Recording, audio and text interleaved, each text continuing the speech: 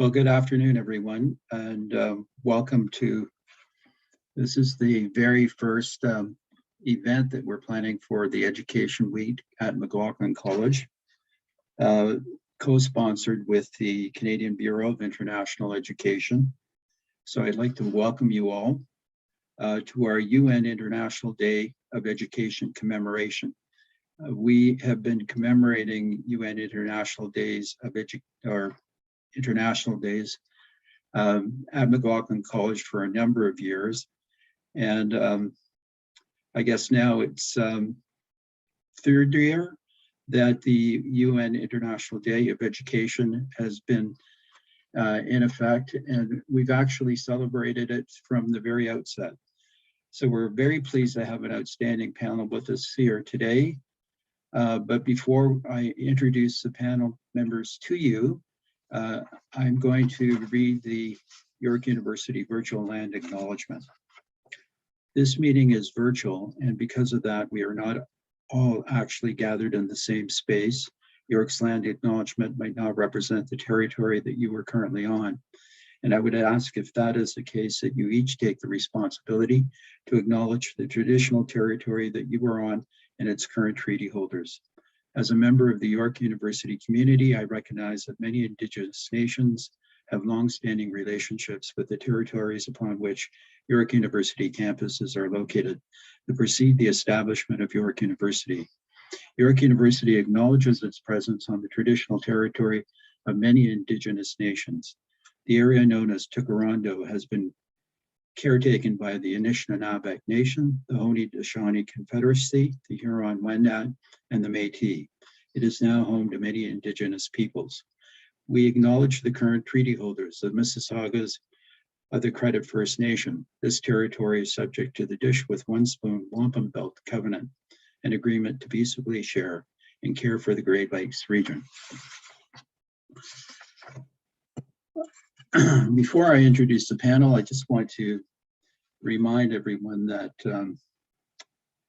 there are 258 million children and youth who currently do not attend school now.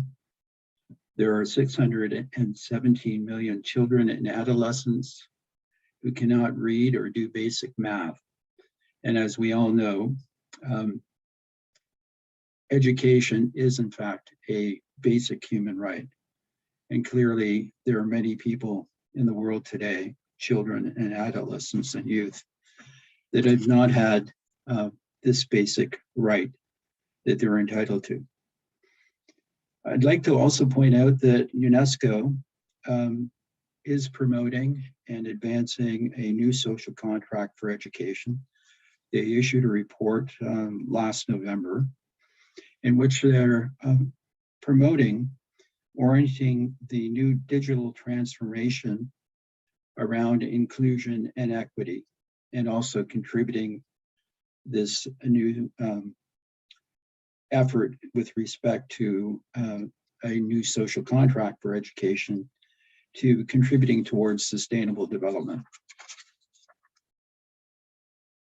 And part of this also includes, of course, integrating environmental education in all curriculum, and also training teachers within the field. And I'm sure Charles and others will speak to this. This year's theme for the UN International Day of Education is Changing Course, Transforming Education.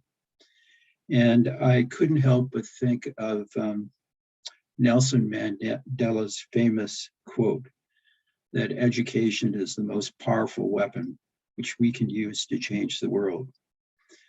And in fact, he also went on to say that education is the first step for people to gain the knowledge, critical thinking, empowerment, and skills they need to make this world a better place.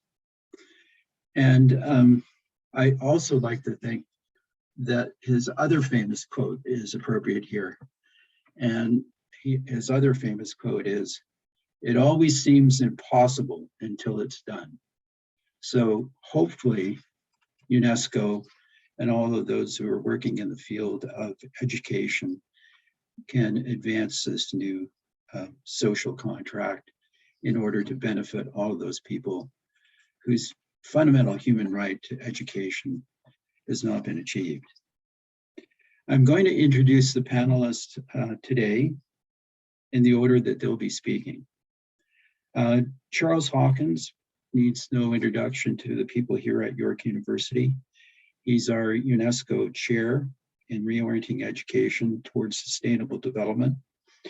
He's taken on many tasks in this field, and specifically with a focus on education for sustainable development. And he's been involved in writing and adopting various UN declarations with respect to education and sustainable development.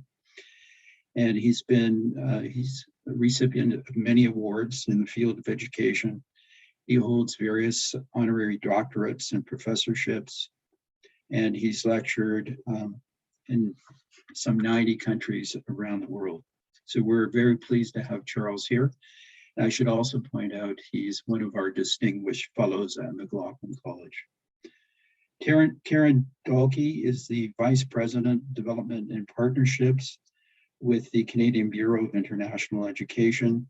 She's been with the CBIE since 1998, and she's had over 2 decades of experience spearheading various projects and initiatives around the world. Her work also includes the development of various collaborations with other institutions. And we're very fortunate to have her with us today, one of the co-sponsors with our Education Week at McLaughin College. Helen Valderrama is our Associate Director for International Partnerships and Programs at York University. I've had the privilege of working with Helen on the Globally Networked Learning Initiative here at York University. And she's a real delight to work with. But Helen is responsible for shepherding York University's international collaborations and partnerships with some 300 different partners in 60 countries. And we're very pleased that she's able to join us here today. Althea Elise Rees is a 4th-year international student from the Philippines, and she is the campus coordinator for the SDG Hub here at York University. And the hub itself is one of the new initiatives that's intended to actually foster student learning, engagement, and action towards achieving the sustainable development goals at the local level. So I'll now turn things over to Charles Hopkins. Charles. Well, thank you very much for inviting me to take part in the discussion, to begin with a few introductory remarks and so on, and then build around the theme. So let me share my screen. Well, I'll put it up. And as you say, yes, I hold the chair here at York on reorienting education towards sustainability. And the theme of this year's International Day of Education, this changing course and transforming education, you know, what a huge task, but so appropriate for what seems to be happening in the world. A couple of hours ago, the Secretary General of the United Nations came forward with announcing that later this year he will hold a whole symposium on transforming education in the future. And of course, you mentioned the Futures of Education report that has come out, and I'll talk a little bit about that as well. So there seems to be just so much that is going on. With this International Day of Education, it's a time, they were created really to and established to discuss what are the big issues in the trends and to recognize the role that education plays in trying to bring peace and to create a more sustainable future for all. So when we think about, okay, what really is out there, what are the big issues, you can't overlook the impact of COVID. And James came forward with a lot of facts of what is going on. One that he didn't mention was that it's estimated that roughly 1.4 to 1.5 billion young people will not return to school. Those that left during the COVID time will simply not get back. But we're looking at big issues. He pointed out the 258 million who still do not attend school. So there's this big issue of access and retention because so many drop out. The education systems are so very, very poor. So it's the access and retention, addressing gender issues, addressing economic issues of poverty and so on. But the other one is addressing what is really the quality of education. What should be taught? How should it be delivered? What is the setting in which it can be there? And then the idea of why do we educate people? What is the very purpose of education? And what would be the implications of trying to bring about transformation, this kind of a huge change? Now, mentioned that the Futures of Education project, which engaged roughly 1 million people from around the world over 2 years, asking the questions, what do we keep? What should we change? And so on. Looking at education in a context of not 2030 as the Sustainable Development Goals are, but in a context of 2050, when many of the young people entering our school system now will be full adults and trying to cope. This builds upon the last big report that came forward from UNESCO questioning the purpose. And this was the Dolores Report, which many of you may or may know. And it looked at the purpose of education from 4 perspectives. Is it learning to know? What constitutes a quality education? And then what are the skills that learning to do? And then it was learning to live together, again, addressing peace. And then the last one being learning to be all one can. And so this is what was there to start with. And then in going in, there have been some large changes. The report of the Futures of Education project that came out last November called Reimagining Our Futures Together and coming forward as a new social contract. This is a major shift that I think hopefully we can have some discussion about. The Dolores Report was largely about the individual becoming all that the person can. And now we are looking at the collective, the need for a social contract, that public education has to engage more than just focusing on individuals becoming all they can be. If we look at the issues that are out in the world, then we have to sort of step back and say, this can't be just, 4 or 5 billion people of sort of the youth age seeking their own individualism. So the idea of looking at the future together, the idea of a social contract, and so which is a huge shift for school systems. And the questions that we said, the three simple ones. What should we continue doing? Almost like the stoplight approach, the amber. What should we progress with caution, and then what should we stop doing, and then what needs to be creatively invented afresh.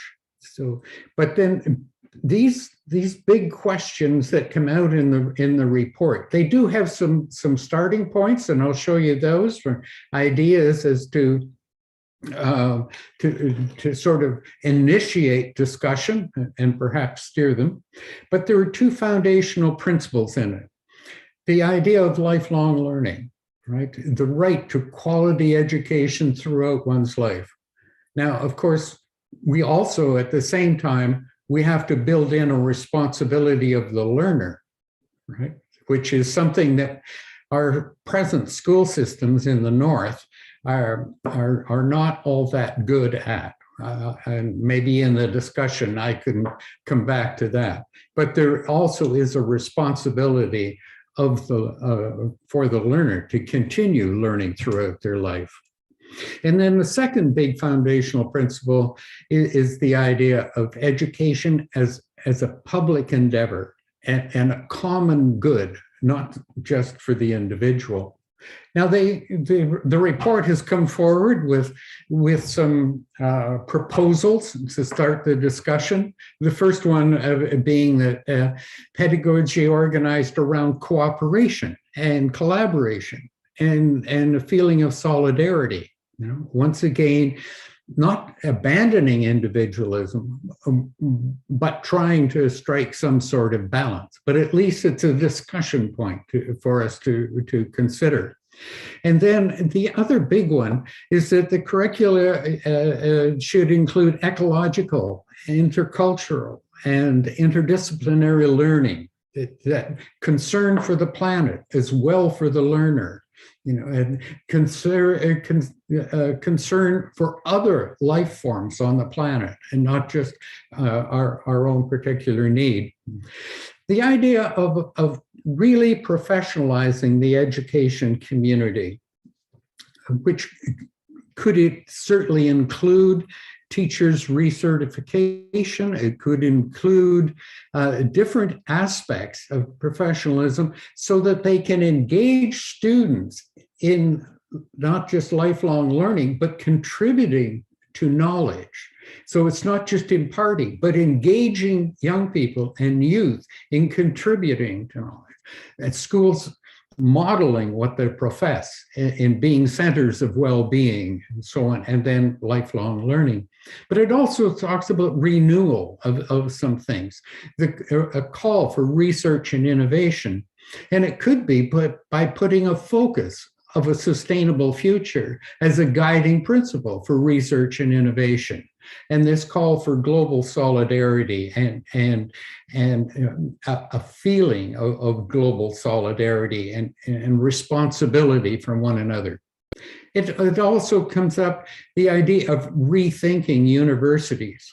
There are two aspects. One is that realizing that university graduates, it's a small percentage of the world's population, but a huge percentage of those who will shape the future of the world. And also entrance into university influences all the way down through secondary and elementary school, the idea of what is important. How do we prepare students? So even the intake criteria of universities are huge shapers of education in general. Now, the idea of social responsibility, ecological responsibility, and so on is tied up in a concept that UNESCO has put forward called education for sustainable development. And basically it is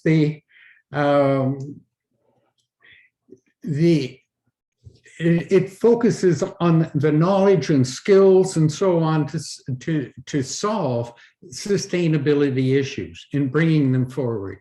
And but balancing with that, the United Nations has reaffirmed, and I'll show you in a second, the need to balance education, or not balance, but to unite that with global citizenship education.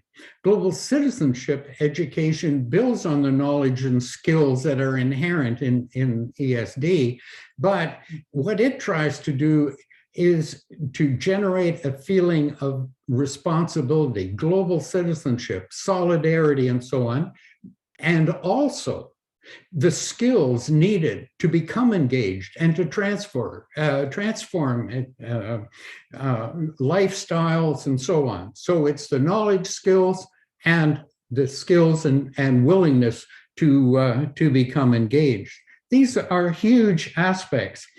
And so that within the Sustainable Development Goals, it is there in SDG 4.7, in Sustainable Development Goal 4, where it talks about all education should be in a context of education for sustainable development. And it also mentions this global citizenship education. But on top of that, the United Nations General Assembly, on 3 occasions, has reinforced the importance of education for sustainable development, this ESD, as a vital means for the implementation of all of the SDGs, the need for the public to be aware and to be knowledgeable, the importance of training, and the importance, again, of everyone having the skills. And that's one of the ways in which not only do we have today with international education the idea of transforming, how do we transform SDG 4, but in a context of all 17? So I hope that's some food for thought, some ideas to throw out there for further discussion as we go along. So thanks, James. Back to you. Thanks so much, Charles. And we'll move on to our next presenter, Karen Belk.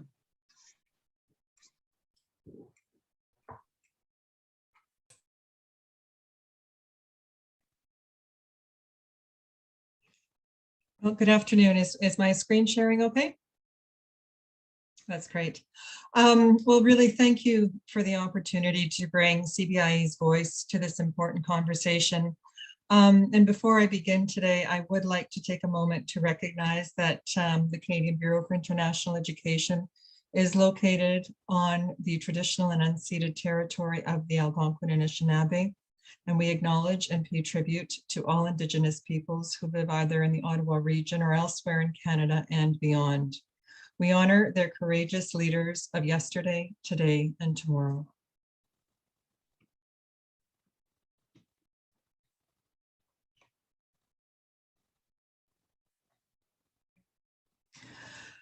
The theme of this year's International Day of Education calls for a new social contract of education as a contributor to building a just and sustainable future for all. I'd like to frame my remarks around the evolving context of international education in Canada and explore not only the opportunities it brings to move forward the SDG agenda, but also the contradictions inherent within the sector itself. On the one hand, Canadian media and government policies have positioned and reinforced the notion of international education being a critical trade commodity and industry. Yet, on the other hand, the internationalization of higher education is also an important strategy to build human capital, an instrument for sustainable development, and a catalyst for global partnership and engagement. So during this presentation, I will unpack these various dimensions of international education and encourage us to rethink the potential of the sector, not only in economic terms, but also in terms of the contributions that can and should be made by the sector towards the pursuit of the UN Sustainable Development Goals. First, let's take a brief look at the international education sector from the commonly held perspective of it being both an important trade commodity and industry of utmost importance to the Canadian economy. By way of context, I think it's helpful to note that international students in Canada spent an estimated $21.6 billion on tuition, accommodation, and other expenses in 2018 in Canada.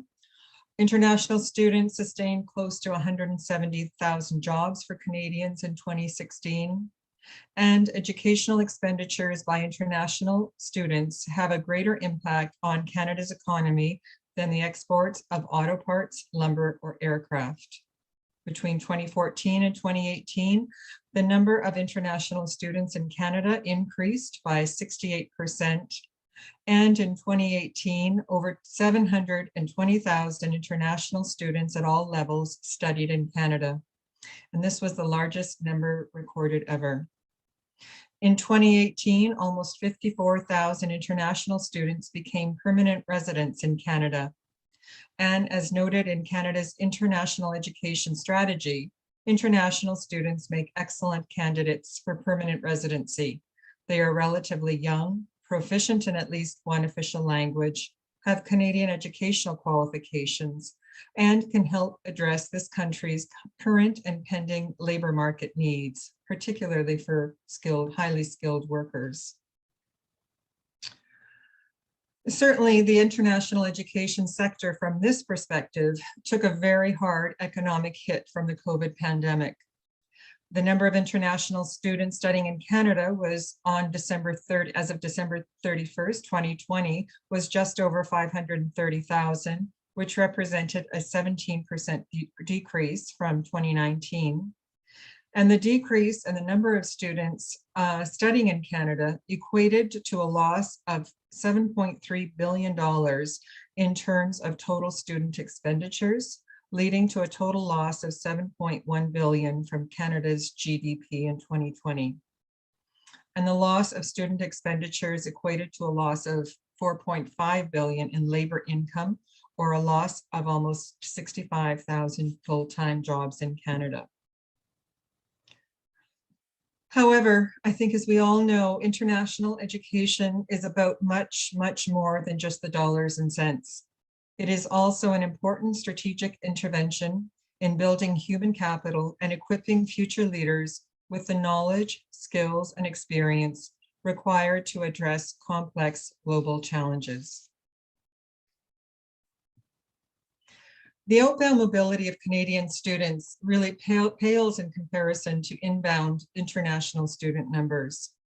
The report of the study group on global education estimates that approximately 11% of Canadian undergraduates study abroad during their academic career, significantly fewer than student numbers from France, Australia, and the United States. And the rate is even lower at the college level.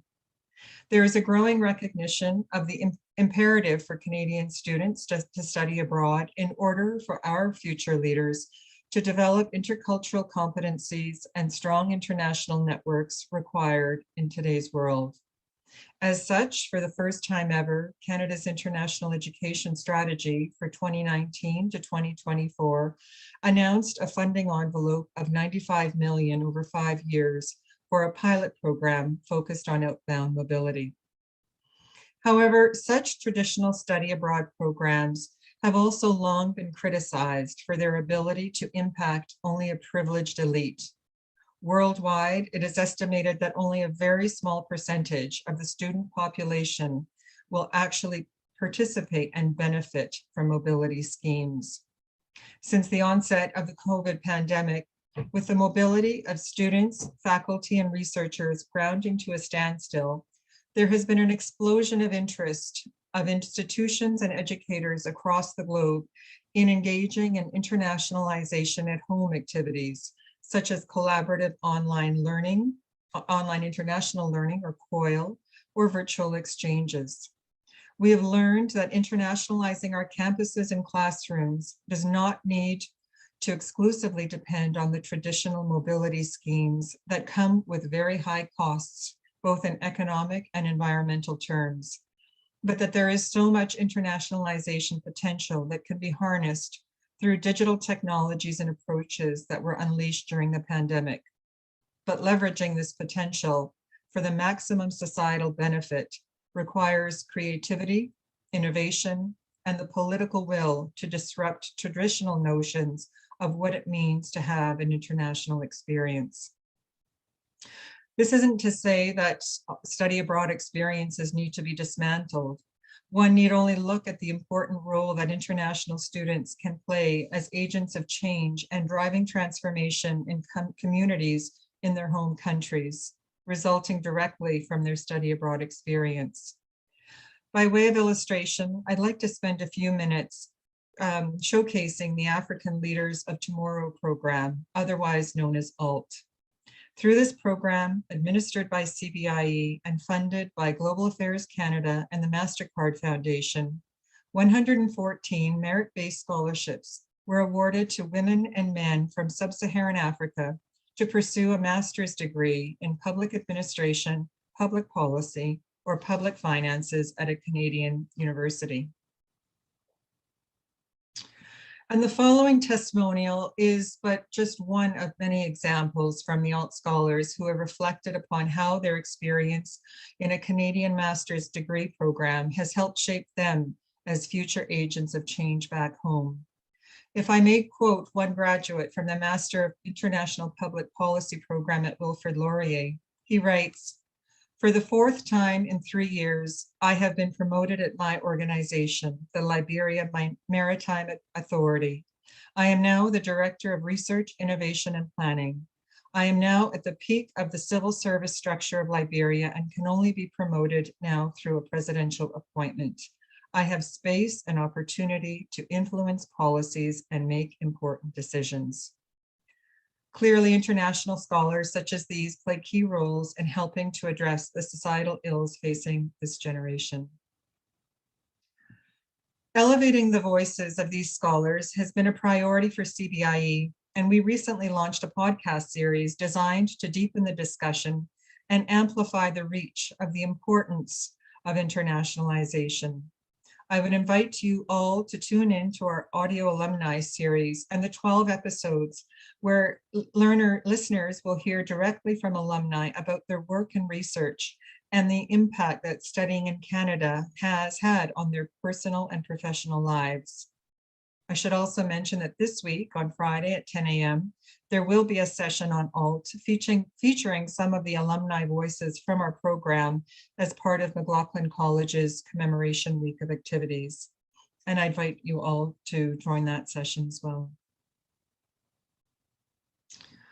I would be remiss if I did not also mention the tremendous contribution that such international scholars make to the Canadian classroom.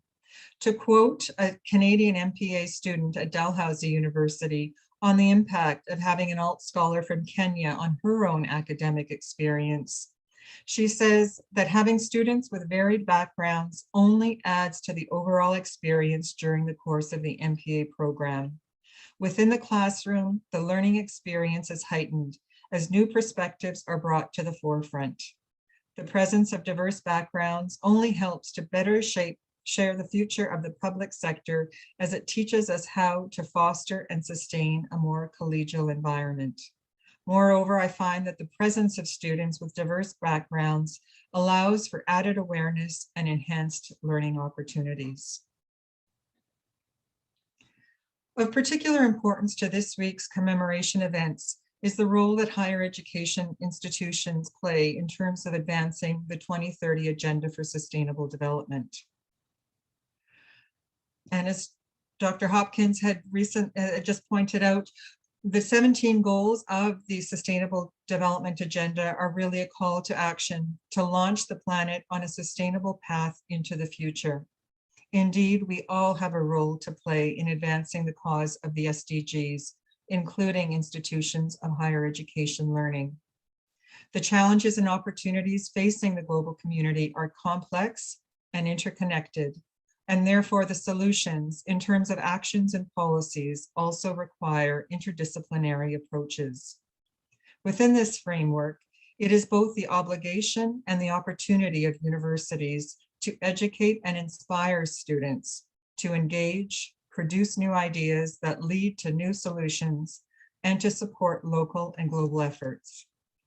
As noted by Dr. Alex Awidi, Vice Provost of the Aga Khan University, in his keynote address in CBIE's Internationalization and the SDGs events and podcasts that were organized by our International Relations Professional Learning Community, we are students of problems which cross borders of disciplines, and therefore we need to change curriculum design, teaching, and learning. He argues that higher education institutions need to transcend the discipline silo mentality, move to education that is problem focused, and that puts the learner in the context of actions where solutions are co-created with communities. International programs need to be reimagined beyond traditional study abroad and internship experiences. They need to recognize the importance of creating opportunities for students to learn meaningfully and gain authentic experiences of real-world problems. According to Dr. Awidi, the onus of responsibility upon our higher education institutions is to unleash an army of students who are global problem solvers, not just subject matter experts. If you're interested in learning more about the activities, initiatives, and strategies adopted by institutions across Canada, I would invite you to take a look at the report on advancing sustainable development goals at Canadian universities that was produced by our International Relations PLC that is on our website. And finally, international education is a catalyst for global partnership and engagement. Global partnerships, which provide the framework for mobility arrangements, both student and faculty, joint research and joint programming, among others, are often deeply embedded within the internationalization strategies of higher education institutions. Sustaining and nurturing these partnerships during the pandemic has been particularly challenging, and our institutions of higher education need to be sensitive to the receptor capacity within partner institutions abroad, as institutional impacts from COVID are country or locale specific and may fundamentally affect partner institutions' capacity and or internationalization priorities moving forward. Moreover, as recognized by practitioners in the field, institutions often approach international partnerships with inherent self-interest as a means to meet the quantitative metrics imposed by their own institutions.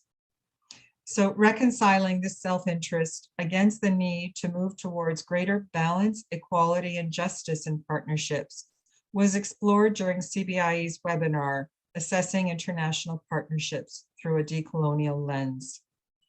During this event, Dr. Samia Chassi of the International Education Association of South Africa argued that while higher education internationalization is a global phenomenon, it is one that is dominated by Northern perspectives in terms of its definition, concepts, and practices. The paradigm also acknowledges that Southern universities tend to look towards the North in their internationalization endeavors, which are aimed at making the university compatible with norms and standards set elsewhere. Decolonization is therefore a useful and important lens for the critical analyses of North-South partnerships, as it helps to expose and explain the imbalances of power, resources, and knowledge that are often embodied in such partnerships. So this brings a close to my presentation today. Again, my sincere thanks to McLaughin College for the invitation to join the event. And I do look forward to the discussion and learning from all of my fellow co-presenters and from the audience. Thank you. Thank you very much, Karen. We'll now move to our next presenter, Helen Maldarama.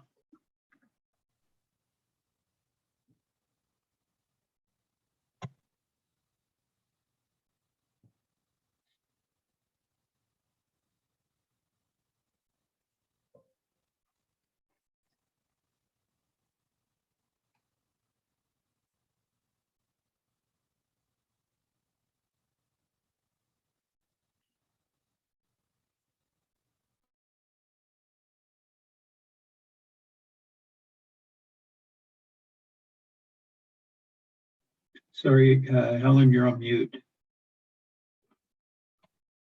afternoon, everybody. Thank you, James, for the invitation to join this great panel of not only experts, really, but champions of international education within York University, as well as in the Canadian education sector. Charles, our UNESCO chair, we have been working closely with them, as well as Karen and CBIE, as well as Althea Reyes. Thank you for this opportunity. So before I begin, I would just like to share a little bit of a caveat or a background on where I am coming from with this presentation. So this presentation is from the perspective of York International, where I've been working in the past 4.5 years.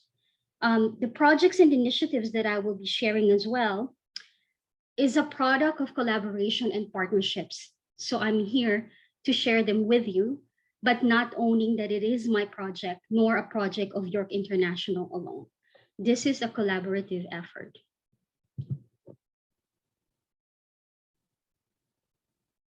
So I would just like to share a little bit about the context of York University.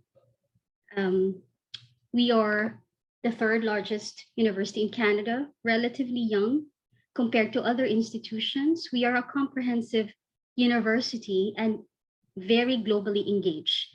We have 300 plus partners in 60 countries, as was mentioned by James earlier. I also would like to share that 20% of our students are from international backgrounds.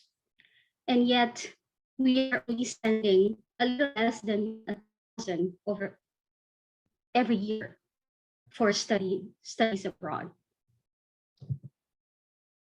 But what the university has initiated with the launch of the University Academic Plan 2020-2025 is giving a big stamp of support to global engagement and advancing global partnerships. As you can see here, 4 out of the 6 main pillars of this 5-year plan is connected to international engagement and partnerships. We believe and we place value on diversity of thought.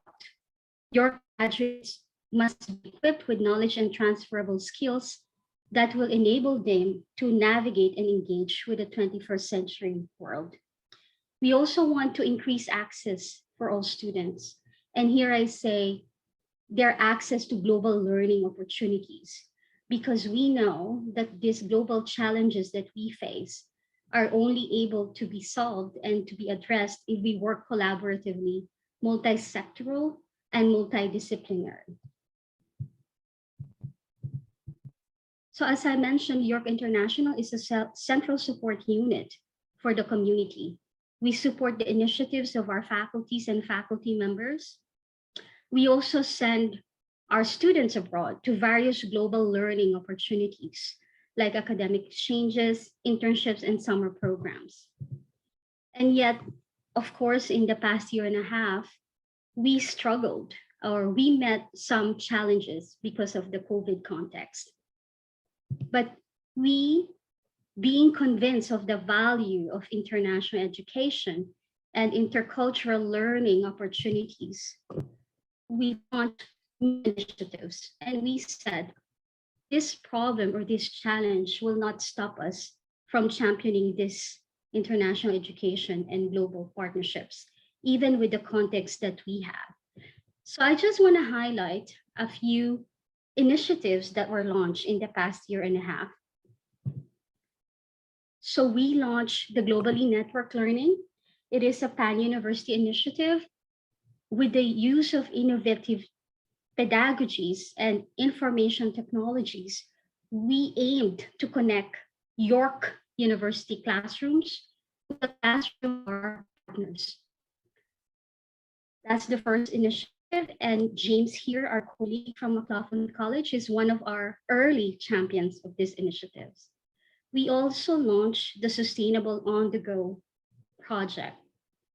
And this is funded by our Academic Innovation Fund from the Provost Office with the goal of promoting the balance of handprint versus footprint. We know that from the international education sector, there will always be travel. We will always be flying to enable these collaborations and partnerships. But at the same time, we want to promote engagement within communities and global partners. So it's not just about flying and traveling, but actually engaging with those communities. So this Sustainable on the Go project is a collaboration with our colleagues from the UNESCO chair. So Charles Hopkins and Catherine work with us on this together with our partners in France, the International Association of Universities, Okayama University, and the Canadian Commission for UNESCO.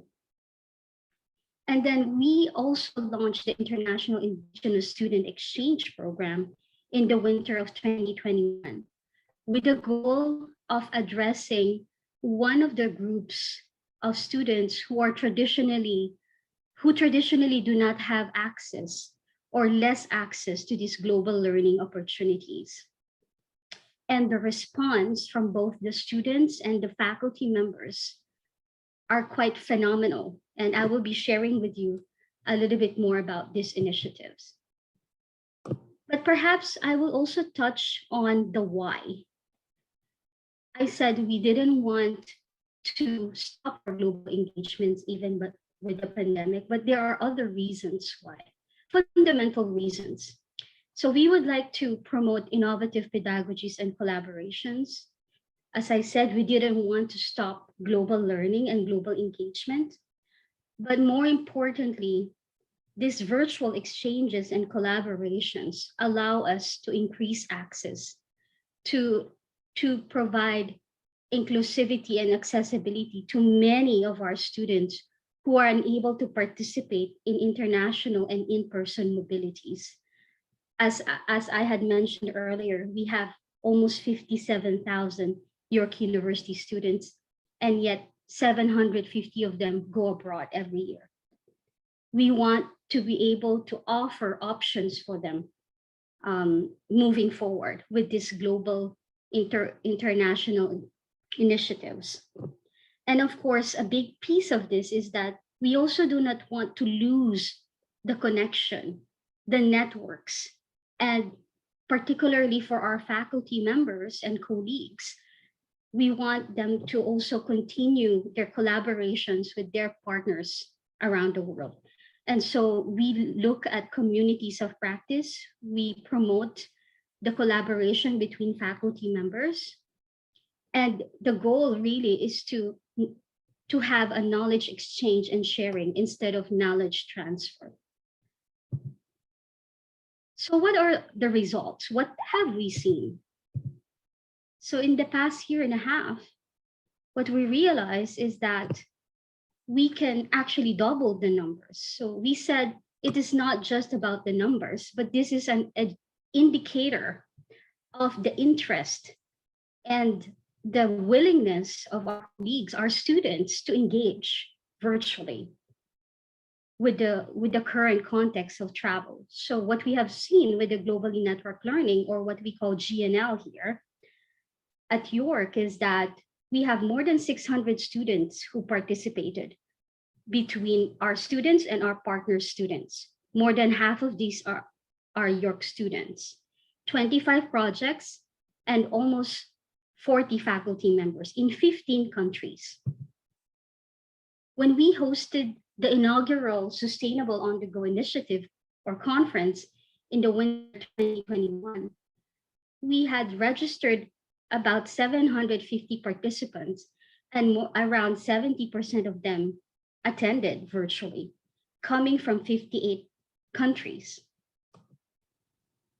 When we launched the International Indigenous Student Exchange Program, engaging Indigenous students from York University, Mexico, Ecuador, Costa Rica, Philippines, and Australia, we hosted 40 plus students, 12 faculties from these 6 different nations, or communities and countries.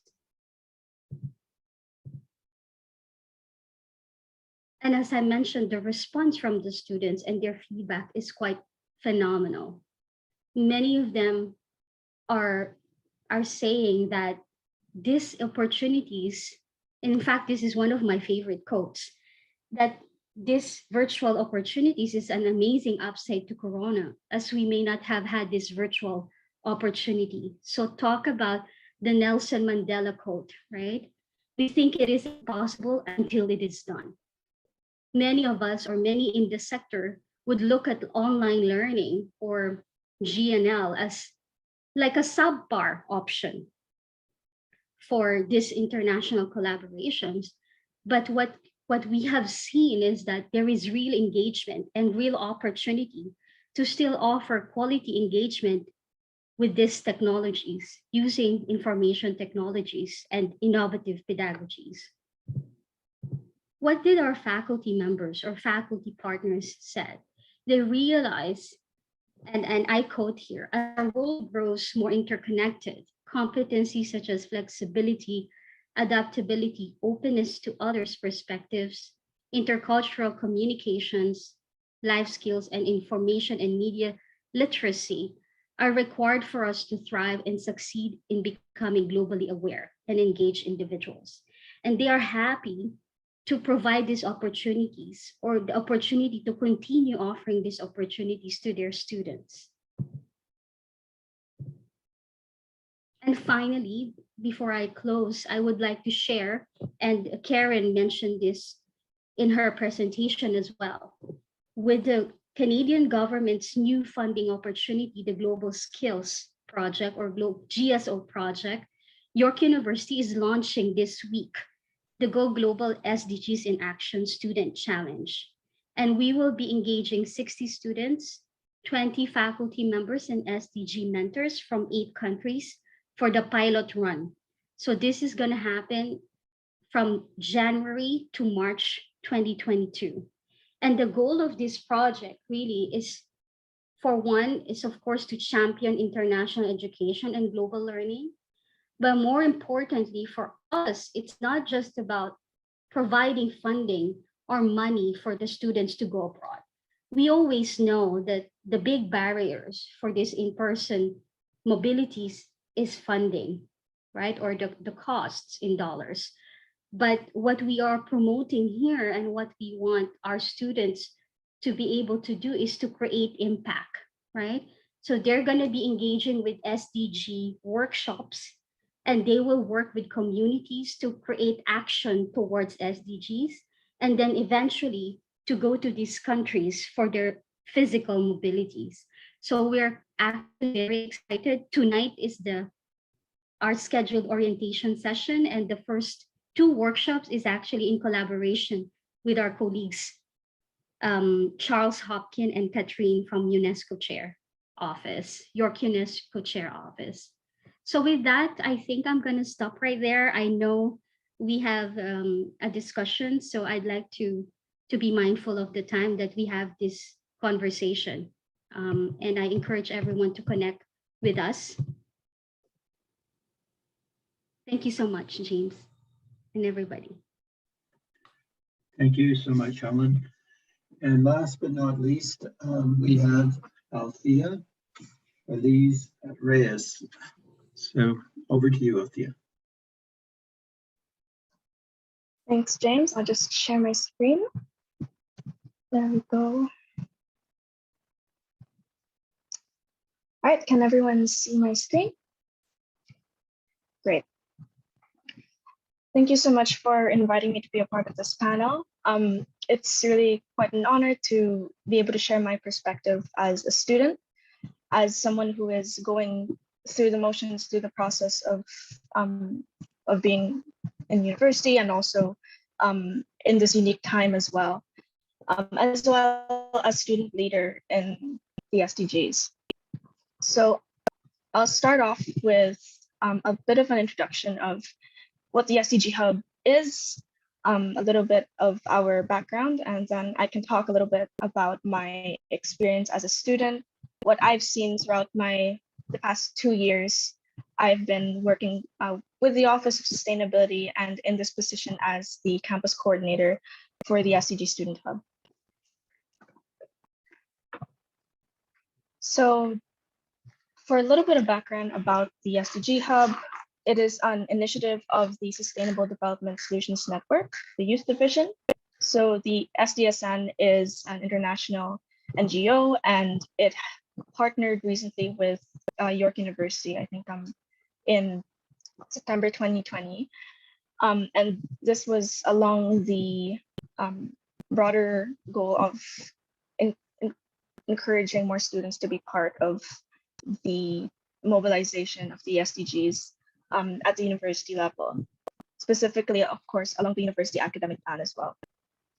And so our mission is to provide passionate students with the platform and opportunities to learn, engage, and take action on the SDGs at York University and locally. And our hub is underscored by a three-step theory of change. Youth can become catalysts of change by learning about the SDGs, engaging with and developing a passion for all or some of the SDGs, and then acting on or implementing the SDGs in the local community. So we opened up in September 2020, so right in the middle of the pandemic. All of our events and our engagements have so far been virtual, and we are moving forward to really start to create more in-person events, create more in-person engagements. And at this point, we are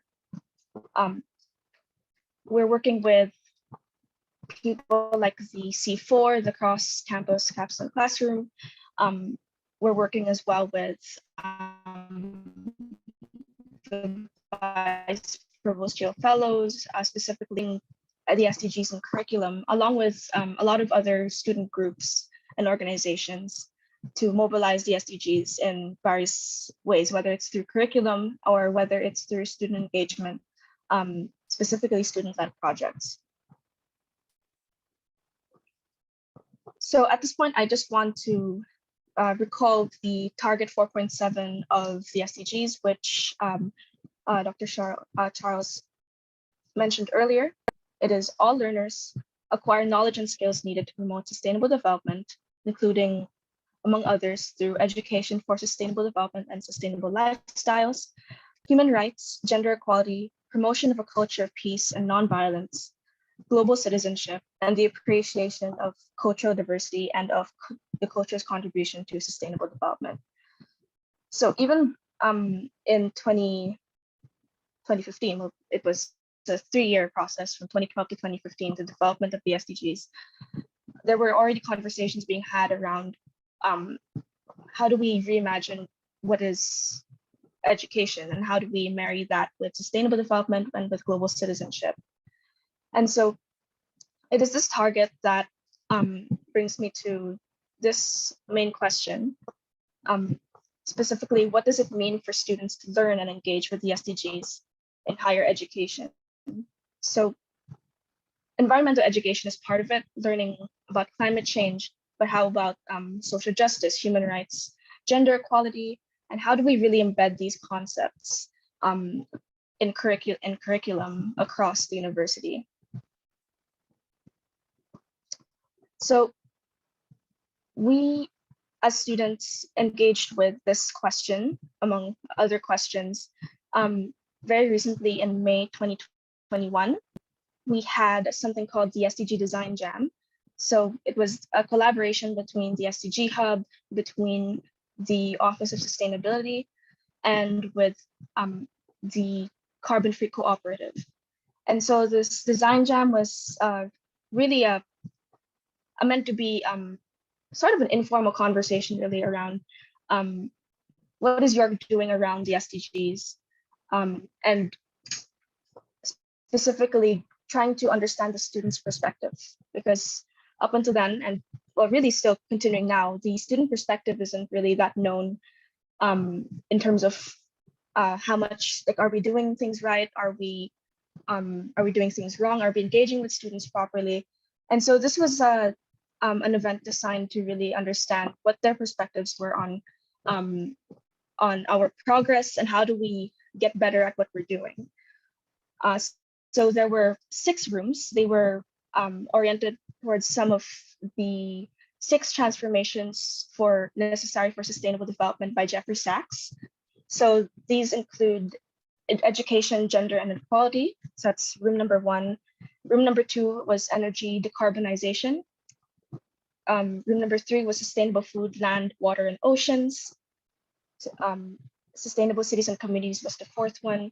The 5th one was digital revolution for sustainable development. And the last one was beyond the SDGs, mindfulness, consciousness, and indigenous knowledge systems. So we had around 40 to 45 participants. And we also had folks from across the university, including Dr. Charles, Catherine from the UNESCO chair. And we also had professors as well, sort of facilitating this conversation with students. So it was very much a collaborative, co-creative effort to understand the student perspective. And we had many responses. We had like maybe 70 to 80 individual notes among the conversations that were had as well. But surrounding the conversation on education and specifically pedagogies, curricula, these were some of the key responses. So the first one was that there's a need to democratize institutional decision-making processes by meaningfully engaging the student body. So what this meant was the current efforts to engage with the student body are either not working or are not engaging enough students. So what this means is there are a lot of events that really try to cater to the student perspective, but it's either not scooping enough fish, so it's a really small net, or the net has holes. So there needs to be a way to design these conversations where students can actually not only speak what they think and not really worry about what people think, but also know that their contributions are going somewhere. The second is for a need for whole of institution opportunities for unified, decentralized frameworks for learning. So what this means is there are still some traditional barriers between professors and students, where there's this distance most students have between professors or TAs to really work with them for say student-led projects, for independent research projects. There's still that distance, and not only between professors and students or faculty and students, but also between operations and students, between different departments. And this is where the idea of campus as a living lab comes through. It is one of the main tenets of the York University Sustainability Strategy, where we work towards a campus that actually has these barriers broken down, and you can have students learning about, say, food justice by working directly with food services on campus, or you have students learning about gender equality by working directly with DEI at university. So you have essentially a network where students are not only learning within the classroom, but are also working directly with university staff and faculty for their education. The third is fragmentation and a lack of mentorship on a campus level. So when this was brought up in the discussion, I think it was in the first room of education, gender, and inequality, the students who were talking about this stuff felt that there was a need to partner up. They wanted to look for mentors to guide them along, and not only in their careers, but also to implement their own endeavors, whether it's setting up a club or it's embarking on an independent research project. But there is that distance that still exists, whether it's for a myriad of reasons. There's the culture that is involved with students feeling that distance, and there's also the general hesitation. How do you strike up a conversation with your professor that you want to embark on this endeavor? And the interesting part is that when this was brought up, professors in that room were saying that, but we want you to speak out. We want you to work with us. It's not like we want to push you away or want to turn you away. But there's really this disconnect, this lack of understanding of what each group needs or feels. And so that fuels that feeling of lack of mentorship. So that's not to say that there aren't existing mentorship programs that on campus in university. The idea is that on a whole campus level, all 57,000 students at York, there's only a number of that. I don't have exact numbers of what that is, but only a small number or only a certain number have access to mentorship, and the rest are left behind, and they still want that mentorship. So really that was one of the responses that really stood out. And lastly, in general, there was this desire for more experiential learning opportunities. So this is pretty much matched up with this idea of campus as a living lab. But not only that, but also in specific areas, one of them being Indigenous knowledge. So that is definitely a growing area. But one of the ideas as well was that Indigenous knowledge and learning about Indigenous knowledge is not embedded enough in curriculum. And when you look at it in different contexts, whether it's in the context of engineering, or you have Indigenous knowledge entering in other fields and other disciplines, whether that comes in whatever form, those forms are still necessary. And so being able to sort of, if not mainstream, but embed in a sort of whole of institutional way, these ideals of human rights, of environmental education, these are still missing, and there's much work to be done, even though we are still mobilizing those efforts actively. So these were the responses from students, and with that in mind, these were some of the reflections that I had based after that event. So, and also reading the new social contract from UNESCO. So what we need at this point for how to move forward, if not as a university, for all universities, not just York, it's number one, rethinking the role of professors and researchers in the context of the new social contract.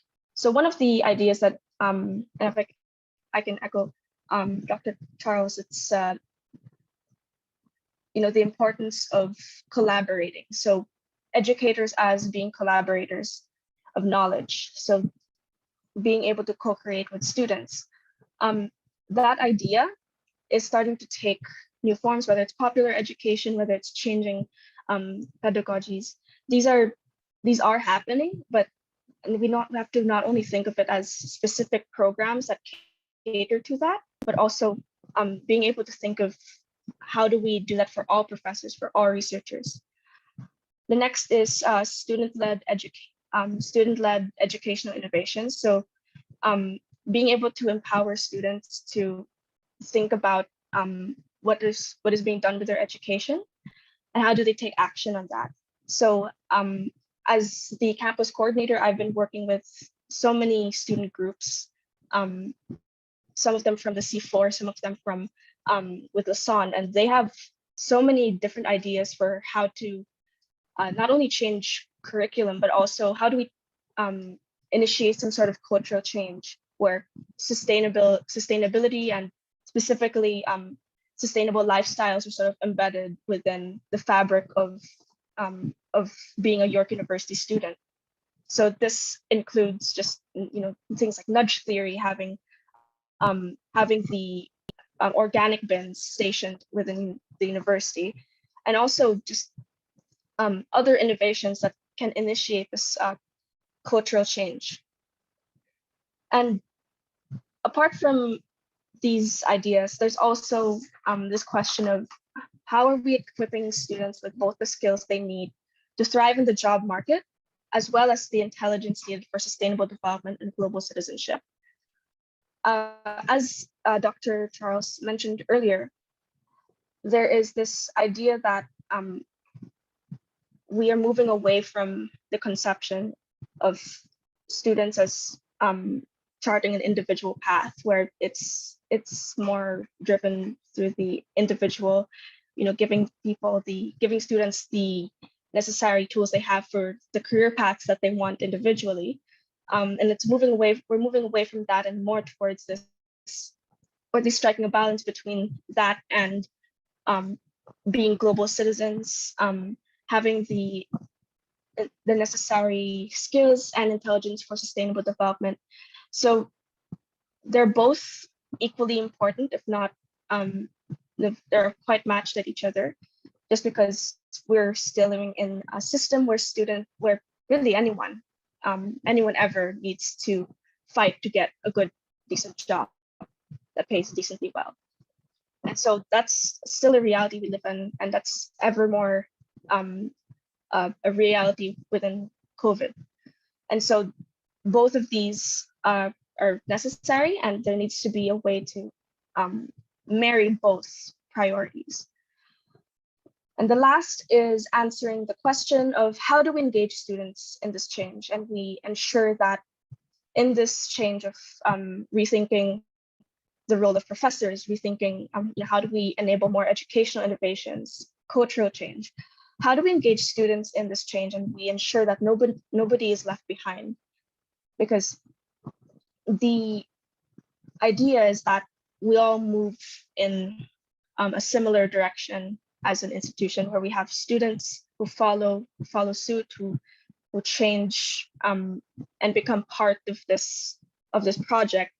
But it's easy to feel isolated as a student, like as someone who is going at this alone. You would feel like you're going at it alone. And so the idea is that we create ways for students to have open conversations about these types of topics. Being able to converse with the professor and say, hey, professor, I don't think that this is working out. Is there a way we can think about doing it this way? Or being able to go to the administration and say, hey, I think this isn't working. Maybe we can think about it this way. And these are the open conversations we need, because I and a lot of students who we've had in discussion don't think there are enough spaces yet to have these types of conversations. And I think a lot of them will be uncomfortable conversations, because there are still this, even though there is a vision for change, the practices will still feel pretty inhibited by we have always done it this way, and that sort of mindset that people are bound to have within any organization. So being able to, knowing that those are the parameters, we need to think about how we can engage students, and not just students, really thinking about how we can engage everyone to have this conversation. So I think that is my last slide. I look forward to continuing this conversation in this panel, and I wanted to thank you all again for listening, and thank you, Professor, for inviting me. Thank you very much, Aletha. We have some time left for discussion and questions or comments, so we'll open the floor.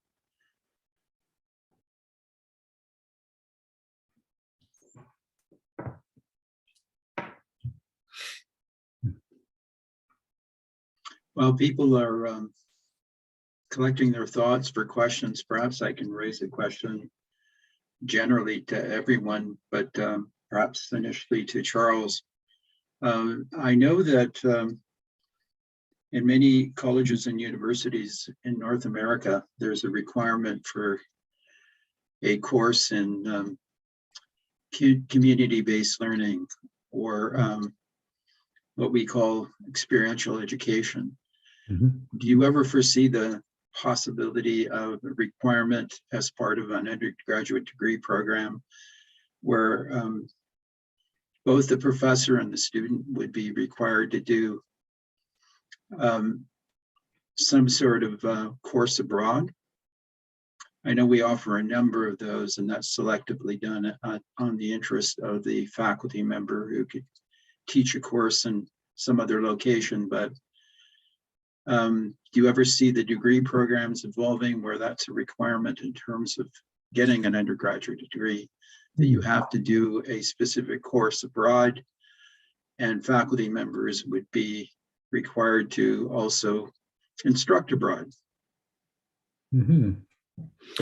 Yeah, I know that within Europe, I believe, and particularly Germany, that is an expectation.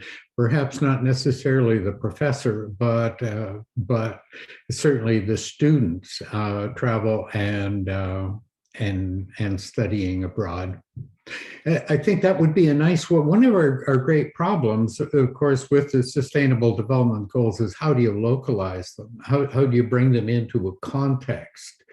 And at the same time as looking at the particular issue that you have in your own community would be developing an exploration with another group of students in another part of the world who would have similar concerns, you know, whether it's gender issues or issues around food security, those kinds of things.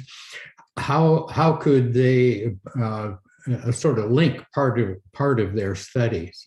And that may go a long way to making the SDGs local, but also creating the knowledge from that education for sustainable development perspective, but also cultivating that feeling of global citizenship and solidarity with other people in other parts of the world.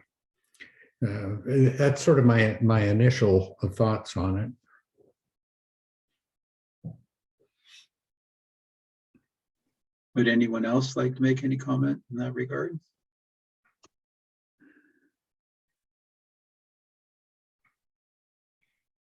Maybe just to offer some additional inputs. There is actually a growing movement, at least from the perspective of York University, to promote the SDGs and incorporate it in the curriculum. And I know Charles, Catherine, and perhaps Althea, and I know Nicole is here. We have the Provostial Fellow, Cheryl Van Dalen Smith, who's promoting the integration of the SDGs into, like, one piece is encouraging the faculty members to think of SDGs, right, as a way to incorporate them in their curriculum, whether that is courses and programs that are internationally, how do you say, like we have programs like IBA or IBBA, right, that students are required to go abroad. But regardless of whether or not they are in these programs, we want them to still think about how we can engage the students with the global movement of advancing the SDGs. And of course, I'm not a faculty member, but I'm just sharing this with you as an internal development at York University.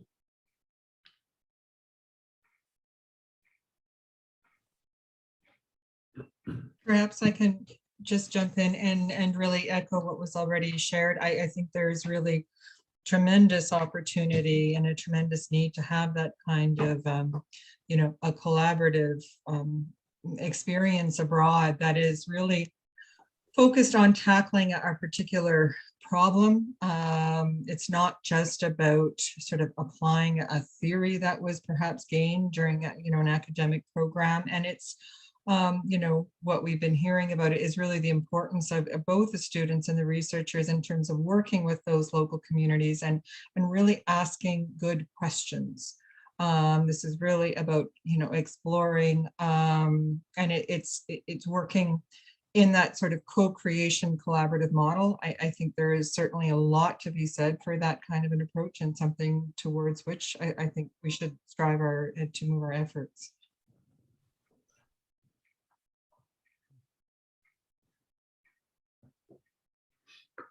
James, perhaps I'd like to comment on something that Althea said, if you don't mind.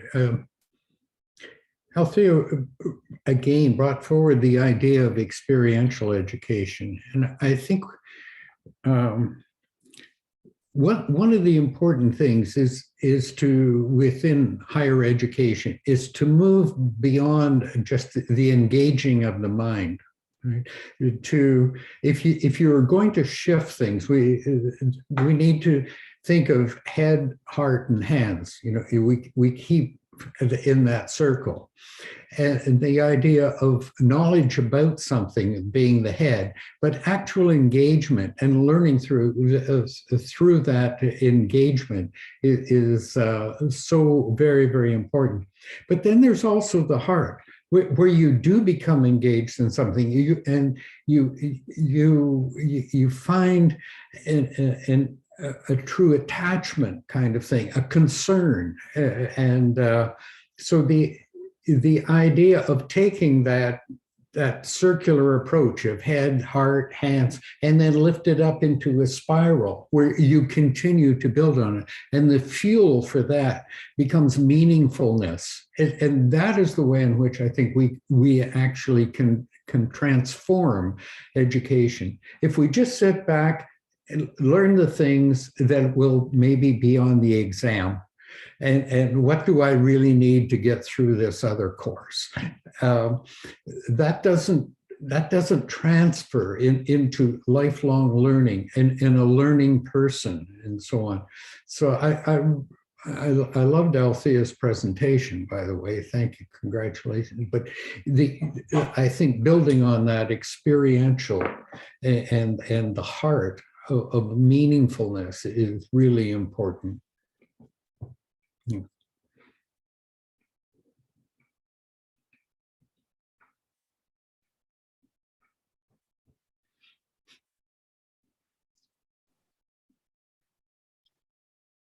I don't see any hands up or anyone unmuting their microphones. So I wonder if I can ask another question. I'm going to raise this, and for some of you, you might not be aware of this, but at one point, this is an American initiative called the Peace Corps, where individuals would go abroad and work on community-based projects for a period of time and then come back in. And I'm just wondering if you're aware of any Canadian equivalent and whether or not there might be something that could be initiated across the universities that would be equivalent. Yeah.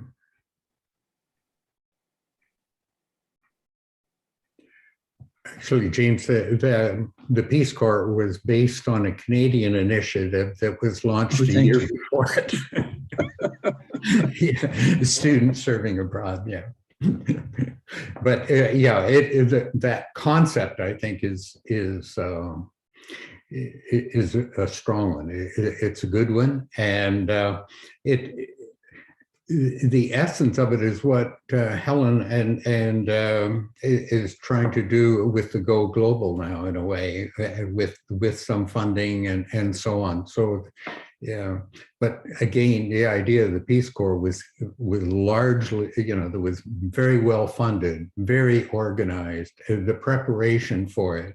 There is another program in Germany that goes along that same line, with weeks of preparation for the student and follow up when they come back and so on. So they become really immersed in learning the language and the whole bit. But yeah, it's, I think, a powerful attribute for internationalization.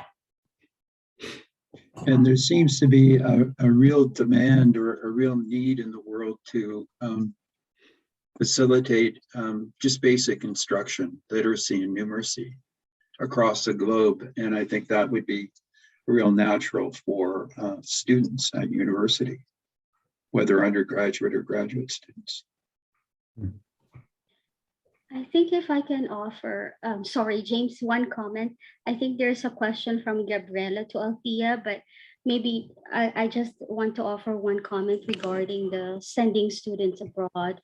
with this experiential opportunities or even study abroad and volunteer opportunities. So I think it is a reminder for all of us in the sector to be quite mindful when our students participate in these programs, that they are well prepared, and that we are not coming as Canadians or Canadian students trying to fit what is working with us or for us, and trying to come to these international communities or other countries offering the same solutions, because we know that that's not the case.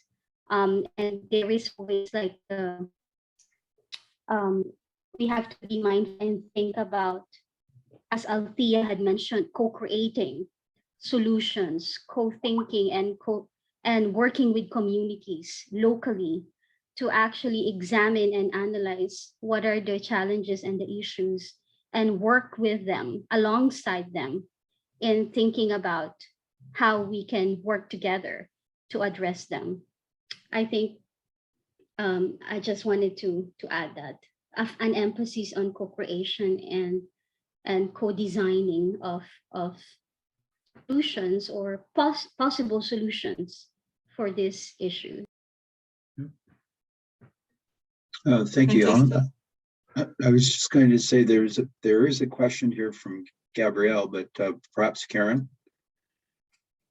I just wanted to echo Helen's comments. I think that it is exactly on that kind of model that one needs to apply that decolonial lens, that I had referred to. This is not really about volunteerism.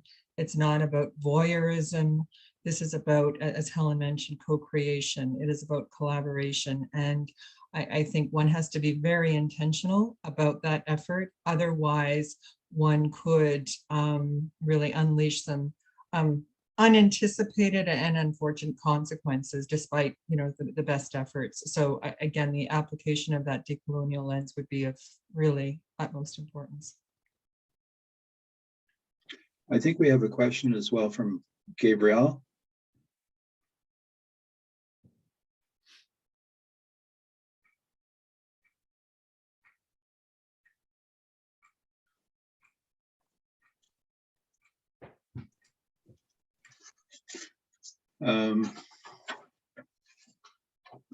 Perhaps not. Apologies if about that. We're almost out of time. I'm going to give one last opportunity for anyone for either a question or a comment.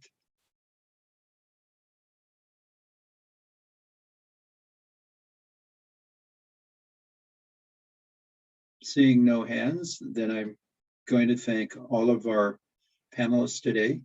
Thank you very much for your presentations. They've been really interesting and very informative. And I think we've done justice for our UN International Day of Education commemoration. Thank you very much for doing that. I also want to thank everyone for their participation today.